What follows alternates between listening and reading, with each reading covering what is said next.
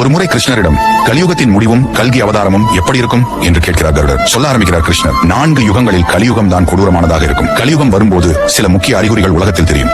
அப்பொழுது மனிதர்களோட வயது வரம்பு குறைந்து அதிகபட்சமாக 20 ஆண்டுகள் மட்டுமே மனிதர்களின் ஆயுள் காலம் இருக்கும். மனிதர்களின் உடலும் இயற்கைக்கு மாறான சமநிலையற்ற தன்மையில் செயல்படும். மக்கள் கடவுளையும் கலாச்சார சடங்குகளையும் புறக்கணிப்பார்கள். வழிபாடு கூட வியாபார நோக்கத்திற்காக மட்டுமே வழங்கப்படும். நெருங்கிய உறவுகள் கூட ஒருவரை ஒருவர் ஆதரிக்க மாட்டார்கள். விவசாயம் அழிந்து போகும். பசி மற்றும் தாகத்தினால் மனிதர்கள் இறக்க ஆரம்பிப்பார்கள். இப்படி கோரத்தாண்டவம் ஆடிய கலியுகத்தின் முடிவில் பகவான் விஷ்ணு சூரியனின் கதிர்களில் அமர்ந்து ஒரு சொட்டு நீரும் இல்லை எனப்படும் வரை அனைத்து நீரையும் உறிஞ்சுவார். வானத்தில் 12 சூரியன்கள் தோன்றும். அதனால் உலகம் வெப்பமடைந்து ஒவ்வொரு பொருளாக எரிய தொடங்கும். அந்த நேரத்தில் மகாவிஷ்ணு ருத்ர வடிவத்தில் கல்கி அவதாரம் எடுத்து உலகம் முழுவதும் அழிக்க தொடங்குவார்.